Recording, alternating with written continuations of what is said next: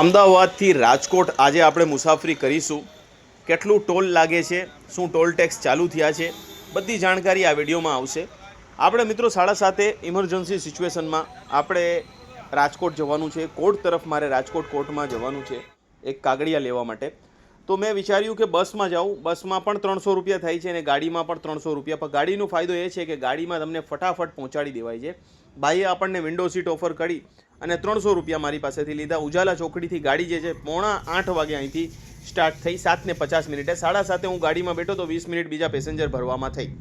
હવે 6 લેનનો હાઈવે બની ગયો છે મિત્રો, પણ અમદાવાદ જેવું જ તમે ક્રોસ કરો છો એટલે થોડું અમદાવાદ ઉજાલા સર્કલ પછી થોડું ઘણું તમને હજી પણ કામ જોવા મળે છે જે ચાલી રહ્યું છે અને ખાડા ટેકરા જોવા મળે છે। તો કેવી કન્ડિશન છે હાઈવેની આ મોન્સૂનની અંદર એ જોવા મળશે કે ભાઈ કેવું કામ કરવામાં આવ્યું છે।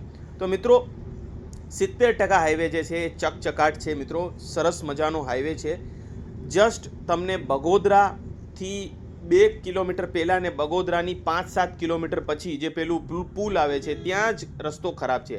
હા, પણ ગાય માતાનો પ્રકોપ દરેક જગ્યાએ તમને જોવા મળશે। ખાસ કરીને અમદાવાદ જ્યાંથી ક્રોસ કરો છો ત્યાં એક ઓવરબ્રિજ આવે છે, એના નીચેથી તમે નીકળો છો ત્યારે બહુ જ પ્રકોપ છે, કેમ કે તમને ઊભું રહી જવું પડશે। ટોલ ટેક્સની વાત કરું, કોઈ પણ ટોલ અત્યારે ચાલુ નથી, કેમ કે હજી હાઈવે ફૂલ ફ્લેશમાં કન્ડિશનમાં નથી। હજી 2-3 ઓવરબ્રિજનું કામ પણ બાકી છે, એટલે લાગે છે કે હજી 2-3 મહિના પછી એટલે કે 2025ની એન્ડ સુધીમાં તમને ચાલુ જોવા મળશે। હવે આ બગોદરાની વાત કરી રહ્યો તો તમે બગોદરા પાસે રસ્તો જોઈ શકો છો। અહીંયા ઘણીવાર ટ્રાફિક જામ હોય છે જેના લીધે ખૂબ જ પ્રોબ્લેમ થાય છે। હવે નીચેનો જે હાઈવે હતો એ બંધ કરીને હવે ઉપરના 2 હાઈવે ચાલુ કરી દેવામાં આવ્યા છે, જેના લીધે હવે તમને જામ નથી લાગતો। આની થોડા દિવસ પહેલાં હું જ્યારે ગયો હતો તો અહીંયા 2 થી 2.5 કલાકના જામમાં હું ફસાણો હતો અને રસ્તો અહીંયા થોડો ખરાબ છે બગોદરા પછી, અને બગોદરા પછી રસ્તો સારો છે, બટ અચાનક ખાડા ટેકરા તમને હાઈવે ઉપર જોવા મળે છે। લીંબડીમાં આપણે સ્ટોપ લેવાનું છે, ડ્રાઈવર ભાઈ સાહેબની જોડે જેવી રીતે વાત થઈ છે તો રસ્તો આમ કહું કે 70-75% કન્ડિશનમાં છે, પણ હા વરસાદની માર લાગી છે અને વરસાદની મારના લીધે મિત્રો આ હાઈવેમાં અમુક ખાડા ટેકરા થયા છે। હવે લીંબડી આવવાનું છે ત્યાં તમને અપડેટ આપું। તો મિત્રો 9:15 વાગે આપણે પહોંચ્યા છીએ લીંબડી અને ભાઈએ રોકી છે રાધા ફાર્મ ઉપર, રાધા રેસ્ટોરન્ટ ઉપર।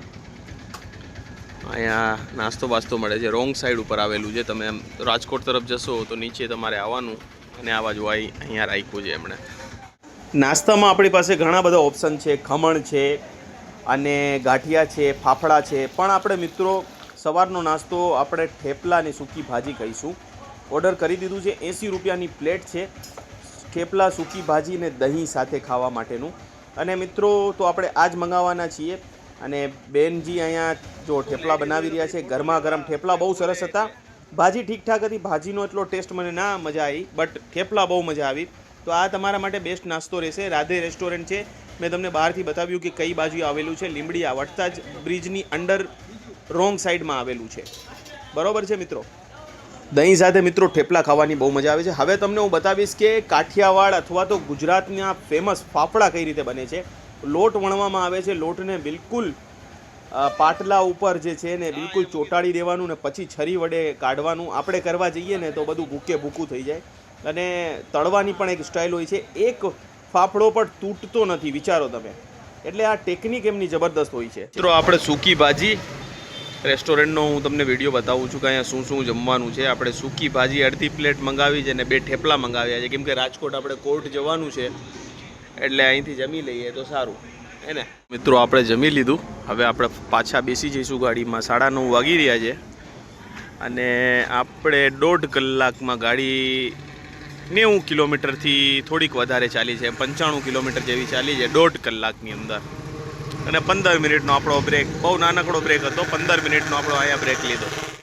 ફરીથી મિત્રો આપણે હાઈવે ઉપર આવી ગયા છે, ચકચકાટ કન્ડિશનમાં હાઈવે છે, બસ થોડા ઘણા ખાડા ક્યાંક તમને જોવા મળશે, જે રીતે તમને ધ્યાનથી જોશો એટલે જોવા મળશે। અચાનકથી ખાડા આવી જાય છે, કેમ કે વરસાદમાં જે પાણી પડે છે, પાણી ભરાઈ રહે છે, એના પછી ટ્રક એમાંથી નીકળે છે, ટ્રક જે છે મોટા ભારી વાહનો એને નુકસાન પહોંચાડે છે। હવે આપણું નેક્સ્ટ ડેસ્ટિનેશન જે આવશે એ ચોટીલા આવશે।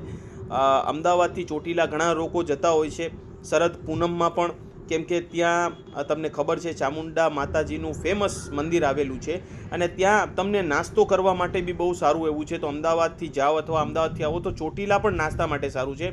એક બીજું ટોલ ટેક્સ ચોટીલા પહેલાં આવ્યું, અહીંયા પણ તમારે ટોલ ભરવાનો રહેતો નથી. ટોલ ટેક્સ જૂના હટાવીને નવા ટોલ ટેક્સ રાખવામાં આવ્યા છે. જો ચોટીલાનું પર્વત તમને દેખાય છે, પણ હજી સુધી ટોલ નિર્ધારિત કરેલું નથી. તમે સમજો કે લગભગ તમને 4 થી 5 ટોલ આ રસ્તામાં આવવાના છે. ચોટીલાથી આગળ વધતા મિત્રો ભાઈએ સીએનજી ભરાવવા માટે અહીંયા ઊભી રાખી છે ગાડી ગુજરાત ગેસમાં.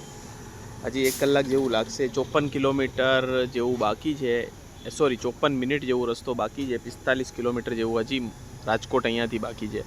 10:30 વાગી રહ્યા છે, કદાચ 11:30 સુધી પહોંચી જવાશે.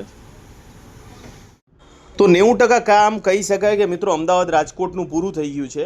બસ આ ખાડા જે પડી ગયા છે એને પણ ફરીથી રિપેર કરવું પડશે, રીસર્ફેસ કરવું પડશે. પછી લાગે છે કે આ વર્ષની એન્ડ સુધીમાં તમારે ચાલુ થઈ જવાનું છે આ ટોલ ટેક્સ અને આ હાઈવે પણ. અહીંથી આગળ પોરબંદર અને સોમનાથ માટે પણ 6 લેનનું કામ ચાલુ થઈ ગયું છે. જે પણ તમને હું બહુ જલ્દી અપડેટ કદાચ આપીશ જો એ રૂટ ઉપર આપણે આગળ વધવાનું થશે તો એ હાઈવે પણ બનવાની તૈયારીમાં છે. પણ મિત્રો વાત કરું, જે હાઈવે પહેલાં 4 લેન બન્યો હતો, અમારા નાનપણમાં બન્યું હતું આજથી 25 વર્ષ પહેલાં, એની ક્વોલિટી ને આજની ક્વોલિટીમાં કમ્પેર કરીએ ને તો મિત્રો આ હાઈવેની ક્વોલિટી ઓછી ગુણવત્તાવાળી ગણાય. કેમ કે પહેલાં જ વરસાદમાં થોડા ખાડા પડી ગયા. બાકી પહેલાંનો જે બનેલો 4 લેન હાઈવે હતો એ તો ઘણા વર્ષો સુધી ખચકાટે નહોતી માર્યું. તમારું શું કહેવું છે કમેન્ટમાં જરૂર જણાવજો. ફાઇનલી મિત્રો આપણે 11:30 વાગે રંગીલા રાજકોટમાં ગ્રીનલેન્ડ ચોકડી આવી ગયા છે. ગ્રીનલેન્ડ ચોકડી પાસેથી આપણે જવાના છીએ કોર્ટમાં. બરાબર મિત્રો, અહીંથી આપણે કોર્ટનું એક કામ પતાવવાનું છે. એટલે આપણે લગભગ 7:30 વાગે બેઠા હતા, 8:30, 9:30, 10:30, 11:30 અને 7:45 બેઠા હતા અને 15 મિનિટનો બ્રેક કાઢી નાખ્યો. એટલે 3.5 કલાકમાં આપણે અહીંયા પહોંચી ગયા છીએ. સરસ છે. ગયા વખતે આપણે આવ્યા હતા તો આપણને થોડું ટાઈમ વધારે લાગ્યું હતું. રસ્તામાં કોઈ આપણને ટ્રાફિક મળ્યું નથી. એટલે આપણે હવે રસ્તો ચકાચક છે. થોડા ખાડા મળશે અચાનક વરસાદના લીધે, બાકી બીજું કોઈ પ્રોબ્લેમ છે નહીં. મિત્રો ગ્રીનલેન્ડ ચોકડી આવો ને, ગ્રીનલેન્ડ ચોકડી ઉતરવાનું જો તમારે અહીંથી જામનગર જવું છે, અહીંથી તમારે જુનાગઢ જવું છે, અહીંથી ગોંડલ જવું છે, અહીંથી ધોરાજી જવું છે, જેતપુર જવું છે, ક્યાંય પણ જવું છે તમારે તો અહીંથી તમને બસ મળી જાય છે. અને ડાયરેક્ટ બસ મળતી હોય તો વેલ એન્ડ ગુડ છે, પોરબંદર તરફની, સોમનાથ, દ્વારકા તરફની. બરાબર, તો આ બ્લોગને આપણે અહીંયા જ સમાપ્ત કરીએ છીએ મિત્રો. આશા કરું છું તમને આ વિડીયો જોઈને ઘણી માહિતી મળી હશે.